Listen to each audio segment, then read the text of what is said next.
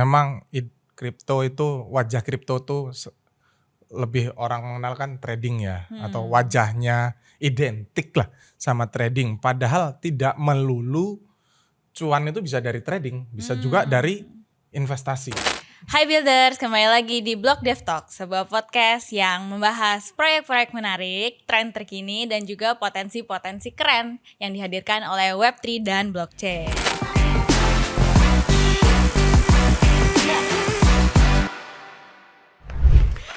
Ada yang baru nih guys, perkenalkan aku Zahra. Mungkin di sini yang biasa melihat muka-muka Om Ron dan mungkin udah agak bosen kali ya, Cie. Oke. Aku Zahra, makasih banget tim Blog Dev hari ini aku diundang dari Nusa Finance. Nusa Finance sendiri adalah platform DeFi yang menyediakan fitur-fitur DeFi lengkap dalam satu platform untuk kamu bisa memaksimalkan potensi aset kripto. Nah, hari ini yang gak kalah spesial adalah bintang tamunya. Bintang tamunya juga dari DeFi nih guys. Jadi mungkin hari ini kita bakal banyak ngobrol-ngobrol soal DeFi. Langsung aja di sini udah hadir bersama saya ada Mas Yanuar dari leads developernya Faktor DAO. Boleh minta tepuk tangannya.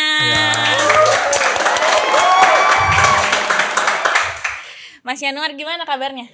Alhamdulillah baik Mbak Zahra. Iya, pertama kali juga kesini ya? Iya, pertama kali juga. Kalau kesini pertama kali, kalau podcastnya Blog Dev kayaknya kedua ini. Oh kedua. Iya, yang dulu online ya. Oke. Katanya dari Jawa ya Mas? Jawa mana nih? Jawanya Jawa Yogyakarta. Jawa Yogyakarta. Oke, keren banget. Makasih ya udah bisa hadir Sama-sama. pada hari ini. Nah, mungkin sebelum kita ngobrol soal Faktor DAO ya, Faktor DAO. Boleh nggak diceritain dulu soal Mas Yanuar, backgroundnya apa, beberapa tahun ini mengerjakan apa, seperti itu. Oke, jadi perkenalkan nama saya Yanuar, saya saat ini aktivitas sebagai lead dev dari Faktor DAO dan juga saya mengembangkan komunitas namanya Belajar DeFi. Nah, Belajar DeFi ini adalah komunitas yang dibuat Faktor DAO untuk mengedukasi masyarakat, terutama orang-orang yang tidak tahu kripto sama sekali, bisa mengenal kripto dengan bahasa-bahasa yang mudah dipahami. Nah, kalau Faktor DAO sendiri itu adalah sebuah platform DeFi. Kita punya tagline atau narasi namanya adalah Building Block of DeFi. Jadi kita menggunakan DeFi untuk membuat strategi-strategi DeFi sehingga kita bisa punya keuntungan di DeFi itu lebih maksimal gitu. Oke, menarik banget nih kayaknya soal Faktor DAO ya.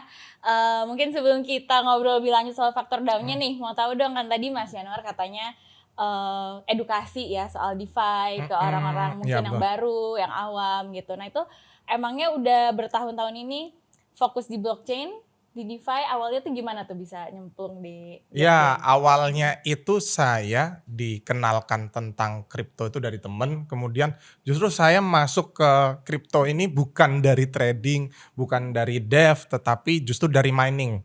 Jadi zaman dulu tuh Ethereum masih bisa di mining ya, yang sebelum versi POS, Proof of Stake. Jadi saya mining dulu Ethereum, dapat banyak, kemudian ternyata ini menarik ya, selain mining ada ekosistem lain nih gitu loh. Akhirnya saya nyoba berkontribusi ke beberapa DAO. Nah DAO-nya salah satunya Nons DAO, saya dapat dari pengalaman dari sana, kemudian akhirnya saya berpetualang lah gitu, berkenalan sana sini, akhirnya terjunlah ke join di Faktor DAO gitu. Dan awalnya saya justru tidak tahu sama sekali yang namanya blockchain, Web3, DeFi, kripto itu sama sekali nggak tahu. Karena sebelumnya pekerjaan saya di software development tapi ya tidak ada berkaitan dengan blockchain. Nah nyemplung di mining awalnya karena tertarik dengan profitnya awalnya. Tapi ternyata mining itu hanya sebagian kecil saja dari ekosistem kripto ini ya, blockchain ini ya. Nah akhirnya saya memutuskan ya udahlah saya fokus saja sebagai developer. I see. Oke, menarik banget. Jadi emang sebelumnya nggak base blockchain, lalu mulai sebagai miners, kemudian ternyata di dunia crypto blockchain nggak cuman mining aja. Ya, ada banyak Ya, betul. potensi-potensi lain gitu ya, mungkin nanti kita Ya. bahas selanjutnya. Oke, nah sekarang mulai masuk nih ke faktor DAO. Untuk faktor DAO sendiri boleh diceritain nggak Mas Yan, apa yang bisa dilakukan, apa yang ditawarkan oleh faktor DAO seperti itu? Pertama, yang produk utama dari Vector DAO itu narasi kita adalah building block of DeFi.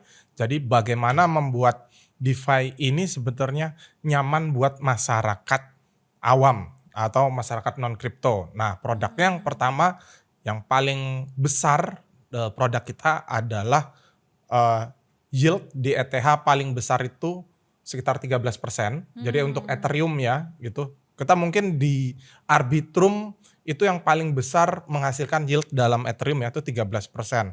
Nah, ini kan cocok sekali buat orang-orang yang ngehold Ethereum, mereka yang mungkin ya nggak trading, cuma sebagai investor. Untuk memaksimalkan keuntungan mereka, mereka bisa menggunakan produk kita, yaitu di deposit ke vault kita. Jadi vault ini smart contract yang kita bahkan nggak bisa ngotak-ngatik. Dan smart contract ini bekerja dengan otomatis dengan sendirinya bagaimana menghasilkan yield atau keuntungan dalam Ethereum itu yang maksimal sekitar 13%. Nah, mungkin mirip deposito mungkin ya. Kalau untuk bahasa orang awam, saya punya uang, ya sudah saya depositokan, nanti otomatis si smart contract ini yang bekerja dengan sendirinya. Gitu. Sehingga menghasilkan 13% dan 13% dalam bentuk Ethereum per tahun ya, maaf, per tahun itu sangat besar. Nah, itu salah satu produk yang ada di Vector DAO. Nah, kemudian yang kedua, karena kita melihat bahwa kripto ini kan masih belum banyak ya orang aware ya, tahu gitu. Sehingga kita membangun sebuah unit, sebuah komunitas yang namanya Belajar DeFi. Ini untuk mengedukasi masyarakat secara luas yang belum paham sekali sama kripto bisa tertarik dengan kripto. Nah, salah satu tema yang kita ajarkan atau kita edukasikan di Belajar DeFi itu bagaimana cara membangun passive income di kripto tanpa bisnis, tanpa properti, tanpa trading, tanpa saham. Karena orang-orang berpikirnya yang namanya passive income itu harus selalu kita punya bisnis atau punya properti. Nah, bagaimana memanfaatkan kripto untuk membangun passive income gitu. Oke, menarik banget. Jadi ada dua hal utama. Yang pertama menawarkan yield itu Ya. bunga tahunan gitu ya. Ya, keuntungan ya. Keuntungan, Ya. oke, passive income bentuknya. Iya. Oke, dan juga selain itu juga belajar tentang DeFi. Iya. Oke. Dengan bahasa-bahasa yang mudah dipahami oleh masyarakat awam. Oke, jadi faktor DAO ini juga sangat user newbie friendly ya. Iya, Untuk betul. teman-teman yang baru belajar investasi mungkin atau Ya. yang bahkan baru belajar blockchain, kripto bisa masuk gitu ya. Ya, salah satu produk kita sebetulnya adalah bagaimana kita di DeFi ini kan ada banyak produk ya. Ada banyak, mungkin orang jadi bingung, ada produk AV, Kompon, dan lain-lain. Nah, bagaimana dengan banyak produk ini di satu tempat bisa diakses dengan mudah dan bisa memanfaatkan produk-produk DeFi itu lebih maksimal. I Nah, see. ya, dengan risiko juga yang lebih rendah. Oke. Nah tadi udah ngomongin produk nih Mas Yan. Jadi kan blockchain kalau di Faktor DAO itu DeFi lebih ke finance gitu ya. Iya. Nah blockchain sendiri use case-nya ada apa lagi sih Mas Yan?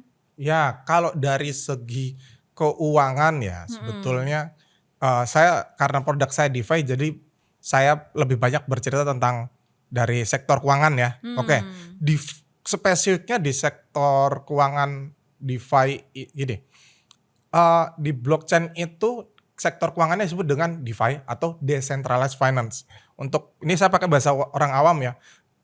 Ibaratnya itu kayak taksi. Ada taksi konvensional, ada taksi online. Nah, di keuangan juga sama. Ada keuangan konvensional, ada keuangan terdesentralisasi, DeFi. Bedanya apa gitu? Intinya ini kalau kita bicara teknis, di DeFi itu tidak ada intermediary. Maksudnya gimana? Kayak gini sederhananya. Saya pengen punya rekening tanpa bank atau tanpa uang kita dititipkan kepada siapapun. Umumnya yang namanya rekening atau e-wallet atau dompet digital itu kita punya uang kita titipkan ke pihak aplikator atau bank. Itu kan secara umum kan seperti itu ya. Nah, DeFi ini bagaimana caranya punya rekening digital tetapi uang kita tidak dititipkan kepada siapapun. Sehingga risikonya ada yang hilang. Risiko apa? Risiko pihak ketiga atau orang dalam. Nah, kalau kita nitipin uang kita ke aplikator atau pihak lain intermediari, itu kan ada risiko. Lembaga ini kalau bermasalah bagaimana? Nah, dengan adanya DeFi kita bisa punya rekening tanpa bank, tanpa aplikator, tanpa intermediari. Yang diselesaikan masalahnya apa? Bagaimana tidak ada risiko dari pihak ketiga ya. Nah ini ibaratnya itu kalau di bank itu kan ada rekening ya. Kalau kita bandingkan dengan keuangan konvensional, ada produk rekening, tempat kita nyimpan uang. Nah sama di kripto ini kan kita rekening itu disebut dengan wallet kripto ya. Nah yang namanya bank pasti ada produk unggulan. Salah satunya pinjaman. Oke, pinjaman. Pinjaman ya utang piutang gitulah. Oke, produk pinjaman. Nah sama di kripto ini ada produk pinjaman. Bedanya apa gitu loh. Nah, kalau di konvensional, produk pinjaman di keuangan konvensional itu, misalkan saya punya tanah, ya, tanah itu saya jaminkan ke bank, kemudian saya ngutang, tiap bulan saya harus mengangsur atau membayar cicilan dan bunganya, gitu ya. Itu secara umum ya. Nah, kalau di DeFi, problem yang ingin diselesaikan adalah bagaimana kita bisa meminjam uang atau menggunakan produk pinjaman yang cicilannya itu tidak perlu tiap bulan dibayarkan. Jadi cicilannya suka-suka. Mau dibayar setahun sekali boleh. Dibayar 10 tahun sekali boleh. Sekali bayar langsung boleh. Jadi ada fleksibelnya. Kemudian dan ini tidak ada denda. Kalau di keuangan konvensional itu kalau kita telat bayar ada denda. Nah, kalau di DeFi ini nggak ada denda dan tidak ada debt collector juga. Jadi cicilannya sudah suka-suka, tidak ada denda, tidak ada debt collector. Kemudian yang menarik lagi ini bisa lunas dengan sendirinya alias auto lunas kayak gitu loh. Loh, kok bisa? Ya itulah yang namanya teknologi. Nah, perbedaan utama dibandingkan keuangan konvensional adalah kalau di keuangan konvensional yang dinilai itu adalah nasabahnya. Misalkan saya ngutang atau melakukan pinjaman. Yang dinilai adalah kemampuan saya, kemampuan nasabah untuk membayar cicilan. Kalau DeFi adalah bagaimana aset kita, kemampuan aset membayar cicilan, bukan kemampuan nasabahnya. Nah itu. Oke, jadi yang menarik kalau di blockchain itu bisa menghadirkan sistem keuangan atau layanan keuangan tapi nggak ada intermediary-nya atau Ya, tengahnya betul. gitu ya, bisa langsung ke pengguna lain. Oke, keren banget itu Mas Yan. Terus untuk menurut Mas Yan sendiri DeFi di Indonesia pengadopsiannya udah kayak apa sih? Udah seberapa besar atau seperti apa tantangannya gitu? Ya karena ini produk baru ya DeFi. Kalau menurut saya DeFi ini baru ada di mulainya di tahun 2020 ya. Orang agak mulai pakai DeFi ya kayak gitu loh. Dan ini di tahun 2024 ya baru 4 tahun ya. Jadi adopsinya masih sedikit, masih banyak orang yang belum tahu manfaatnya DeFi. Gitu itu problem saat ini. Nah, di lain sisi juga orang banyak juga yang sudah lama di kripto mereka belum tahu juga nih DeFi itu buat apa gitu loh. Sebenarnya DeFi itu mengatasi banyak masalah gini. Ini sederhananya ya ada 3 masalah yang ingin diselesaikan oleh DeFi. Dan ini banyak sekali orang belum tahu. Yang pertama adalah kenapa sih banyak orang yang masih belum terbiasa dengan investasi gitu loh. Nah problem yang ingin diselesaikan adalah bagaimana masyarakat luas itu bisa happy dalam berinvestasi. Salah satu problemnya adalah misalnya gini, saya punya uang nganggur 100.000, saya pasti akan berpikir daripada saya investasikan gitu, lebih baik mungkin saya beli kopi atau saya pakai buat jalan-jalan. Kenapa? Karena manfaatnya bisa saya langsung saya rasakan. Ya. Saya punya uang 100.000 beli kopi langsung saya nikmati. Tapi Betul. kalau investasi ini kan butuh waktu ya. Mm-mm. Mungkin ada yang baru 1 tahun manfaatnya bisa dirasakan, 3 tahun, 2 tahun. Nah, bagaimana DeFi ini membuat investasi itu bisa dirasakan di depan? Oh, bisa gitu ya? Ya, jadi ibaratnya saya baru beli langsung bisa saya rasakan profitnya. Itulah fungsinya DeFi. Sehingga orang itu nyaman. Kayak emak-emak beli investasi emas perhiasan lah, Mbak Zara. Kenapa mereka seneng beli investasi dalam bentuk emas perhiasan?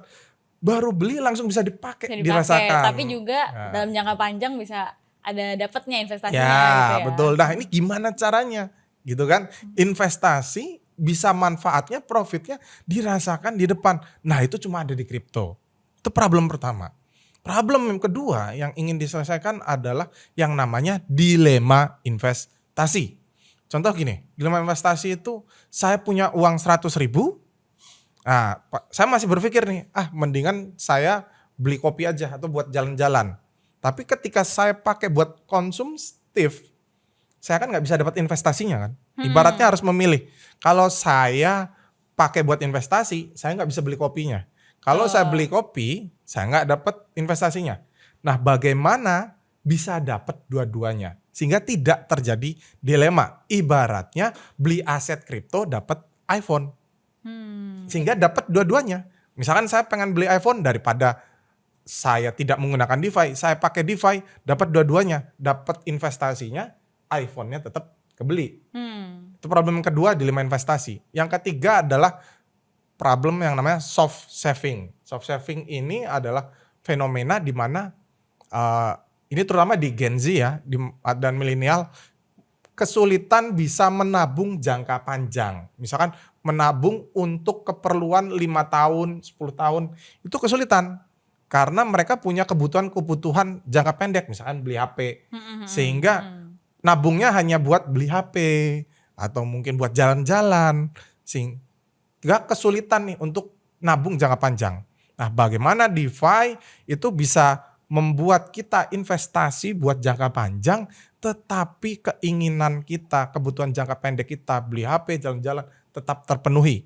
Sederhananya, bagaimana kita nabung, tetapi tabungan kita ketika dipakai tidak berkurang. Menarik kan? Itu bisa tuh di DeFi kayak gitu. Iya, betul. Di Faktor DAO juga bisa pakai itu. Bisa juga dong, jelas. Oke, boleh di-spill sedikit nih. Ya, nah kalau faktor DAO ini salah satunya misalkan kita punya keinginan saya pengen mengambil profit masa depan ke masa sekarang. Gini, misalkan saya investasi aset kripto, apapun itu, kita tahu secara jangka panjang yang namanya investasi itu untungnya pasti besar gitu loh. Cuma permasalahannya kita kan harus nunggu. Orang malas berinvestasi karena harus menunggu setahun, 2 tahun. Profitnya mungkin baru setahun, 2 tahun lagi. Nah, bagaimana dengan menggunakan faktor DAO ini, profit yang yang setahun, 2 tahun lagi itu bisa dicicil atau dibawa ke masa sekarang. Ibaratnya profit di tahun depan, tahun 2025 bisa dibawa ke masa sekarang. Gitu loh. Sehingga gitu loh, kita happy dalam berinvestasi. Karena gak perlu nunggu 1 tahun. Nunggu setahun itu lama. Orang menjemukan, orang bosen. Nah, caranya gimana tuh? Nah, pertama kita ada produk yang namanya leverage vault. Gitu. Jadi ada vault kita, misalkan saya punya Bitcoin, saya masukkan Bitcoin ke dalam leverage vault Factor DAO, kemudian saya borrow. Gitu loh, saya pinjam. Nah, ini sebetulnya, ini saya pakai analogi orang awam aja ya. Itu kayak saya misalkan saya punya tanah senilai 100 juta, kemudian saya datang ke bank. Bang, ini saya punya tanah 100 juta, harganya akan naik. Gitu, tanah saya. Mungkin setahun atau 2 tahun lagi. Gitu. Saya jaminkan ke bank, kemudian saya ngomong ke bank, Bang ini saya punya tanah senilai 100 juta, saya ngutang, utang saya tapi dibayar dari kenaikan harga tanah saya. Ketika harga tanah saya naik, tolong iris tanah saya untuk membayar utang. Misalkan saya jaminkan 100 juta, utang saya 30 juta, nanti ketika tanah saya naik 30 juta, naik jadi 130 juta, itu dipakai untuk membayar hutang.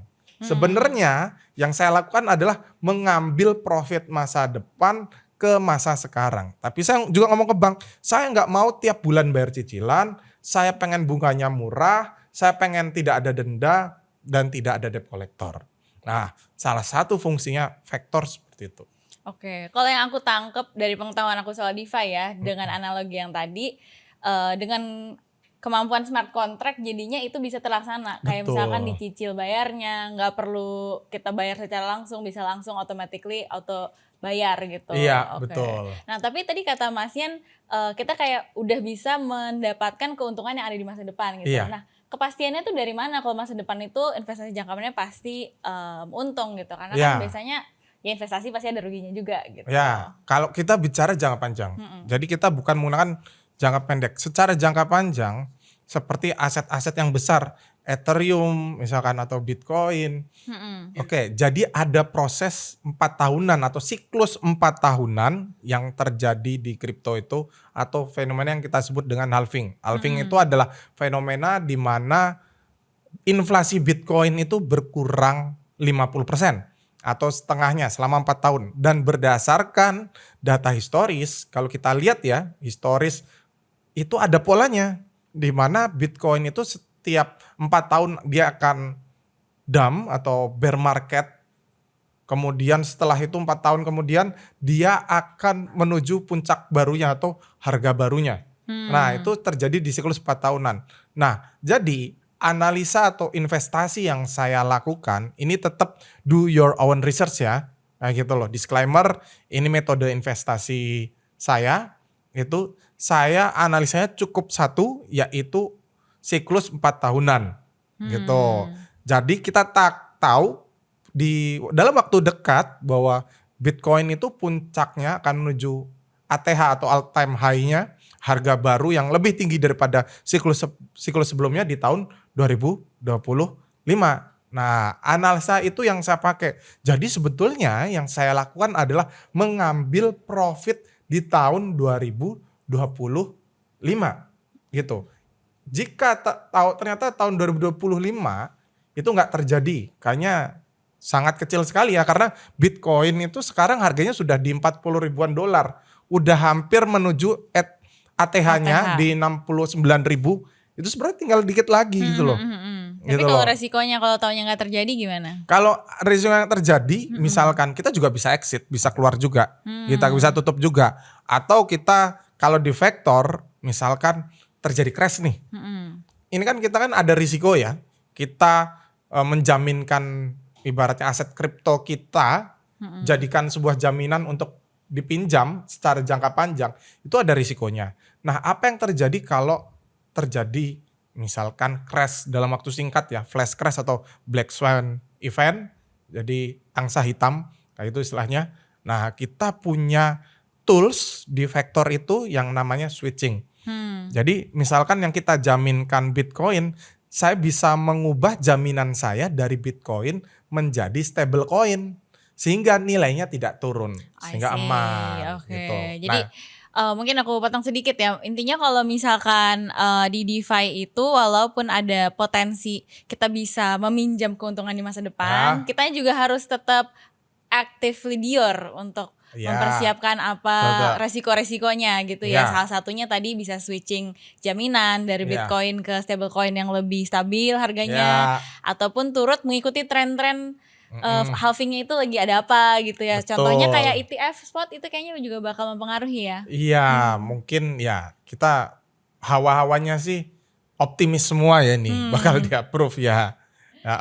Oke, lanjut lagi ya Mas Yan. Nah, mau nanya nih, menurut Mas Yan, kan kalau kripto itu di Indonesia pasti semua orang pasti pengennya cuan ya. Tapi kalau di Indonesia sendiri ada mindset katanya kalau misalkan cuan ya harus trading kayak gitu. Nah, itu bener atau enggak? Terus kalau misalkan berbeda menurut Mas Yan kayak gimana tuh idealnya? Ya, jadi gini, memang kripto itu, wajah kripto tuh lebih orang mengenal kan trading ya, atau wajahnya identik lah sama trading. Padahal tidak melulu cuan itu bisa dari trading, bisa juga dari investasi. Untuk trading saya ibaratkan itu seperti membangun active income. Karena kalau trading kita pengen cuan banget, kita harus memahami yang namanya analisa teknikal, kita harus memantau eh, pergerakan harga gitu kan. Mungkin hampir tiap hari kita harus memantau gitu. Tapi ada juga gitu alternatif lain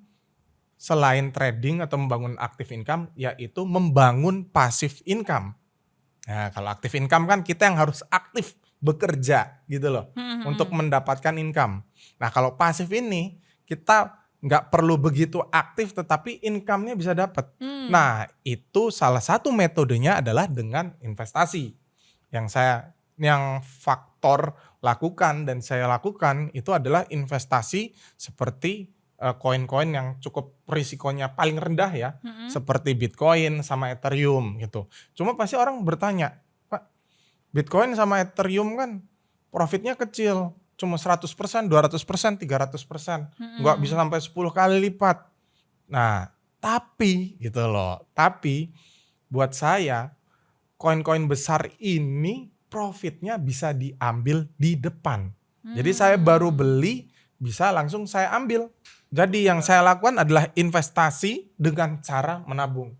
Jadi saya tiap bulan punya penghasilan, saya nabung dalam aset kripto yang risikonya rendah seperti Bitcoin sama Ethereum.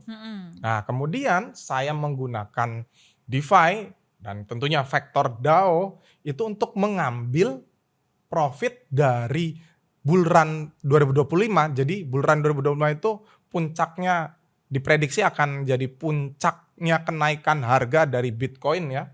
Itu saya ambil ke masa sekarang sebanyak 30%. Ibaratnya saya punya tabungan, saya nabung 100.000, langsung saya bisa ambil keuntungannya di depan sebesar 30%. Jadi saya beli Bitcoin senilai 100.000, langsung saya bisa ambil 30.000 sebagai profit yang saya nikmati. Nah, bulan depan nabung lagi 100.000, saya ambil 30.000.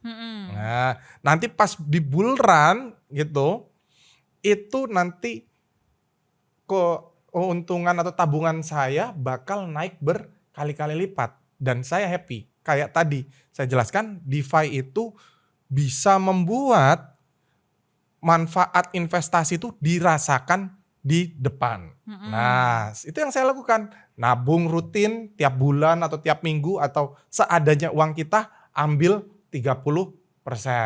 Nah, hati saya tenang, risiko saya rendah, profit juga tetap ada besar. Mungkin Bitcoin bisa profit 230%, nggak ada masalah gitu loh.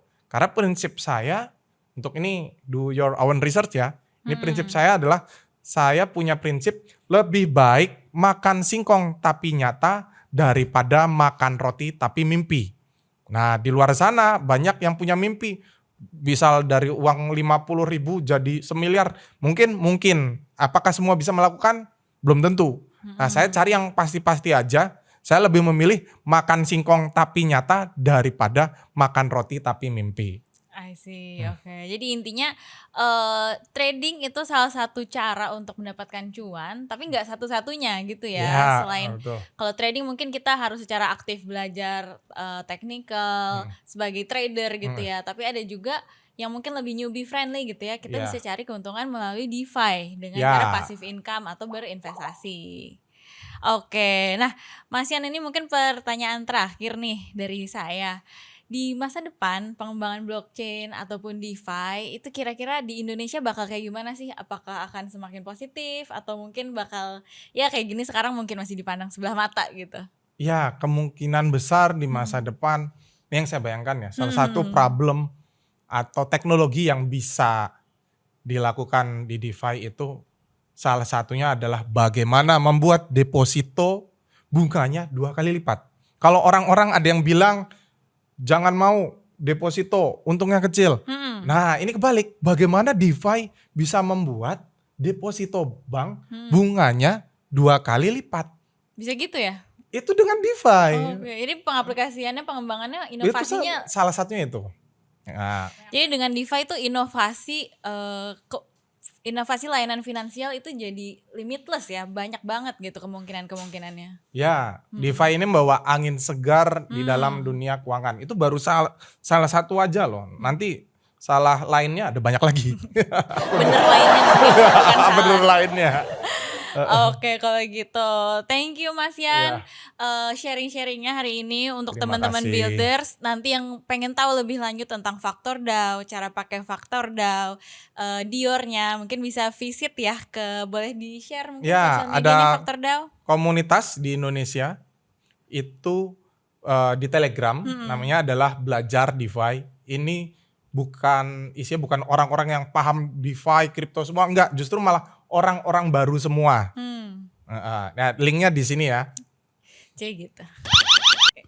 Oke, terus juga untuk teman-teman builders, makasih yang udah setia nonton Block Dev Talk. Jangan lupa ikuti terus perkembangan dunia Web3 blockchain melalui Telegram grupnya Block Dev ID dan juga website kita Block Dev ID untuk belajar dasar dan fundamental soal blockchain, dan jangan lupa juga untuk follow sosmednya yang ada di sini atau di sini. Ini tolong dipasin ya. Oke, kalau gitu makasih banget. Ya, terima kasih, Selamat pulang Mbak. mungkin besok ya ke Jawa. Iya. Oke, selamat perjalanan lagi. Makasih banyak. Mungkin lain kali kita bisa ngobrol lagi di Block Dev Talk atau di tempat-tempat lainnya. Oke. Terima kasih semua. Terima kasih. Thank you. Saya Zahra pamit undur diri. Bye bye.